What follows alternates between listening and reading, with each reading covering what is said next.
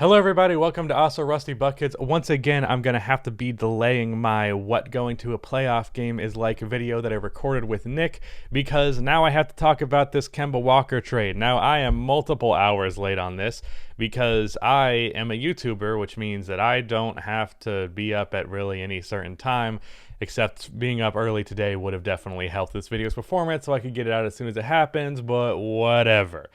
Kemba Walker was just traded to the OKC Thunder, and I want to talk about that. Also, real quick, because I haven't done it already, subscribe to the channel if you have not already. I'm trying to hit 100K on this channel by the end of the year, so your subscription would be much appreciated, especially if you're already watching my main channel. Might as well subscribe to this one for extra content.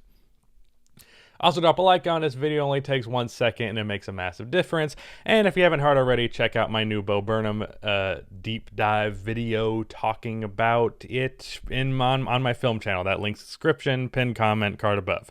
Anyways, Kemba traded to the OKC Thunder in exchange for Al Horford and Moses Brown.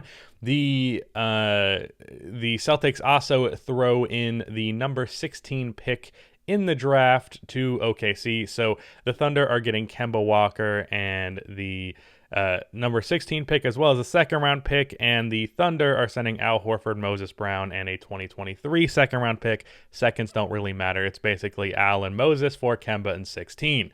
So why trade Kemba Walker, especially for a guy like Al Horford, who's also not going on a great contract? I feel like most people are going to pull up Basketball Reference, see that Al Horford is only making like $10 million less on his next year after this one. Meanwhile, Kemba is making a little bit more on his player option that he's obviously going to take. Well, the difference is that Al Horford's contract, and I didn't really notice this until someone explained it to me on Twitter, but Al Horford's contract is only partially guaranteed for that last year for about $14 million, which is a very tradable amount of money and clears up, in this case, even though Al Horford would remain on the roster, clears up $23 million in cap space. So this move is just a cap move to give the Celtics more flexibility. They have Marcus Smart's extension coming up. They have to bring back Evan Fournier. So they need some cap flexibility just in regards to bringing people back as well as signing other players. So that gives them cap flexibility on top of the fact that Kemba has been injury prone and very inconsistent with the Celtics, especially this year. You get one good game for every two bad Kemba games, and that's just an unfortunate circumstance. Is just kind of a natural decline. Also, a little bit Kemba's just not great as a secondary, which isn't the best situation, being that he's not good enough to be a primary. So, you know, other than hitting spot up threes, he doesn't bring much off of the ball, and he just was not great being a secondary and especially a third scorer this year. You know, if you're going to be the third guy on a team, you want to be able to bring more than scoring just simply because you're not going to be the guy they're looking to score on most possessions. So you want to be a good defender, a really good playmaker, things like that, so that you can contribute to the game outside of just your ability to score. Very few third options throughout NBA history are known entirely for their scoring ability. Like if I'm thinking of like Chris Bosh, for example, mainly a defensive guy who just hit mid-range catch and shoots for the most part, eventually threes as his years in Miami progressed, and he averaged like 16 points a game. And he was just not the guy who got the offensive opportunities to nearly the extent that he did when he was in Toronto. And he might have seemed like a worse player as a result of that, but because he stepped up defensively, he was able to be a massive positive and a really good third option. Meanwhile, Kemba Walker, in a similar circumstance, didn't have anything to lean on when suddenly he's averaging 16 points per game. Now he's just a guy who makes $35 million a year, who is putting up an okay efficiency 16-5. And that's just not an ideal thing, to say the least. So Kemba is now going to be a member of the OKC Thunder. It is worth mentioning that because it's still the postseason, obviously, this is just a move that is agreed upon, but I think both teams agree pretty strongly because both of them have posted like farewells to their players. Farewell Al Horford, OKC, you know, you're going to have a great legacy there. Farewell Kemba for the Celtics, welcome back Al Horford, all that kind of stuff. Their social media teams have been posting about that. So I'm really confident that nothing's going to change this trade going through. That being said, anything is possible in the NBA. So let's actually talk about the return for the Celtics. On top of the fact that they get that $23 million in cap space going into the 2022-23 season, they also are getting back Moses Brown, who is okay, but probably not going to actually do that much with the Celtics because Al Horford is going to get a lot of minutes and Robert Williams is going to get a lot of minutes. Speaking of Al Horford, he's not washed, and it really fucking pisses me off when people act like he is because he wasn't a good fit in Philadelphia. If you look at his numbers, Al Horford this year put up better numbers or comparable numbers to his last All-Star season, and he did similar shit in Philadelphia. The difference was he just got in Joel Embiid's way in Philadelphia, on top of the fact they already had fucking Ben Simmons and they were playing a 6'8" Tobias Harris at small forward. That team was just poorly constructed, and as a result, Al Horford was stepping on toes where if he was just, let's say, back in Boston like he should have been, if that happened, it's a very different circumstance, and Al Horford looks to be pretty much worth his contract. I would say Al Horford, as he is right now, is worth about $20-ish million a year, and he makes like 25, so that's not really a big leap. But Al Horford coming back to this team is very interesting just because, first of all, it's interesting to have a player go back to a team they spent a lot of years with, but two, I think he brings a nice dynamic to their offense while being a more veteran presence. Robert Williams was really good this year, but he still had his moments of just being very inconsistent, as you'd expect from a young player. I'm not being critical of him by any means. It's just a circumstance that, sometimes he just doesn't bring the best to the table just because he hasn't been in the league for 40 years like Al Horford has. But Al can bring spacing from three. Robert Williams doesn't really do that. He'd shoot the occasional mid-range jump shot, but that's pretty much the extent of it. He's a good defensive player. His rebounding's not quite as good as Robert Williams, but it's also not bad. I mean, it's not good, but it's not terrible at least. So he can, most importantly, really, he can bring playmaking, and that's a problem with this Celtics team that they've had is playmaking. Part of the reason they trade Kemba is that when he's not scoring, his playmaking really ain't that great, and you'd rather just have the ball in Jason Tatum or Jaylen Brown's hands as a result. Speaking of playmaking, though, actually, I should mention quickly the return for OKC. The 16th pick in the draft, and you get a slightly worse contract. Or not slightly worse. $23 million is nothing to shake a stick at, but it's definitely not a bad return in their regards. Like, I already said that I believe you can get another pick out of Al Horford just because I thought he'd play really well in OKC, and he did. Like, he's not just a completely nothing player on a terrible contract like people have been acting like he is, and that's the reason why Al Horford was traded for to begin with. Another interesting dynamic of this is, of course, Brad Stevens is now the general manager of the Boston Celtics, not Danny Ainge. So he gets rid of Kemba Walker and brings back a guy who brought him a lot of success at the center position in the past. So there could definitely be some influence from Brad Stevens being like, I really like Al Horford. I understand that he's still good, so I'm perfectly okay making this move, on top of the fact that I don't want Kemba Walker on my fucking basketball team anymore.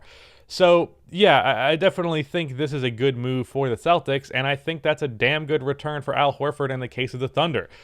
Even Kemba, I could see a world where, once again, there's another bad contract and the Thunder get some sort of pick out of trading Kemba on his last year for another pick, and then you take back some other guy who's making too much money.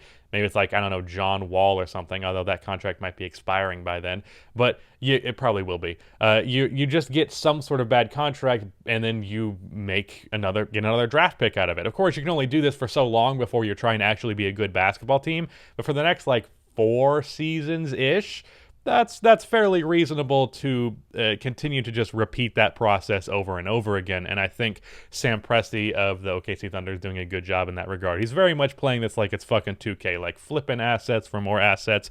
I'm sure if you go down the road of all of the different moves that resulted in this moves, it's a long road started by Sam Presti just continually trying to make moves. He's definitely the guy making the most trades of any team in the league.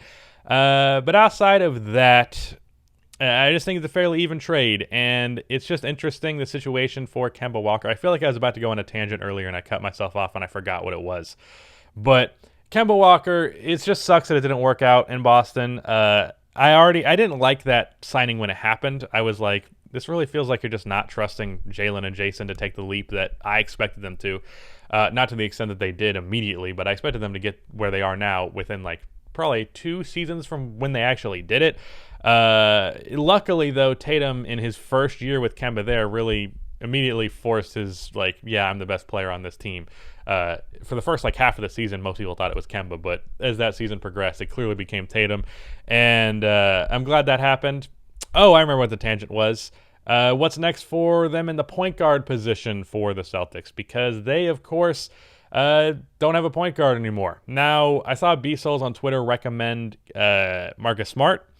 Marcus Smart is too inconsistent as a playmaker to me for me to be like, oh yeah, that's the move.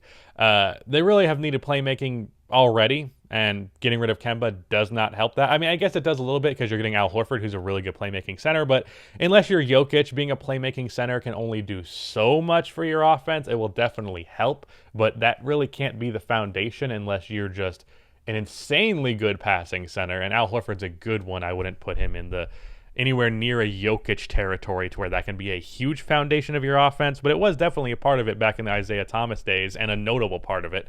So that could be a thing again, but not, not to the point where it just replaces having an actual point guard. There's Lonzo talks, but like I don't think the Celtics have the cap space to make that happen unless they make another move. A cheaper option might be TJ McConnell. I know that he's expiring, but he comes with a inconsistency from outside.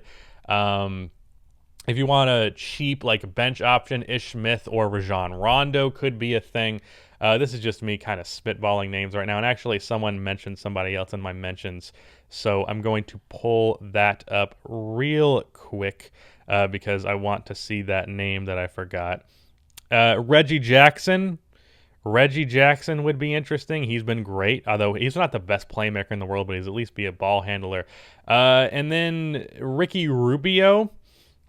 Ricky Rubio, is his contract expiring? I can't remember if Ricky Rubio's contract is expiring. Let me look that up as well. This is what happens when you do live videos, or videos with no cuts, is that you just get to see me do the research mid-fucking video.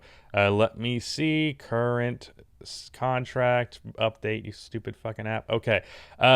He's making $17 million next year, so I don't know that you can make that happen. Maybe you go a buffer year and then you sign him after that. But once again, there's an outside shooting thing there. Maybe you could later on package Al Horford's expiring and some picks for like Malcolm Brogdon, who is a player that I would love to see a team that's not the Pacers have. So yeah, that's the point guard solution right now is not clear. It could just be like we have a passable amount of playmaking because Jason Tatum's taken a leap there. Al Horford is a big upgrade at center in the playmaking department. And Marcus Smart is okay as a playmaker. He's not notably worse than Kemba or notably better, really. I'd say they're in a similar tier in that regard. You could get by on playmaking there, but it'd be nice to do more than get by, and right now they're in that position.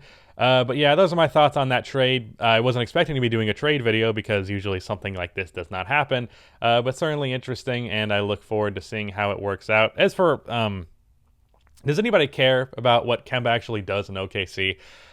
He's probably going to start next to Shea unless they draft a point guard, which is a very real possibility, but assuming they don't get Suggs or Cade Cunningham, Kemba probably starts, and he'd probably be fine, but nothing one way or the other in an extreme that really has any bearing on the future of the Thunder, the future of Kemba, or the future of the league. So is it really all that worth discussing? I don't think so. So this video is already long enough, so I'm just going to skip that conversation. Go check out that Bo Burnham video if you have not already. It's I really just enjoyed making that video and talking about it because that special, I've watched it like 8 times now. It's just so fucking good, and I love talking about it. But yeah, that's the end of this video, and goodbye.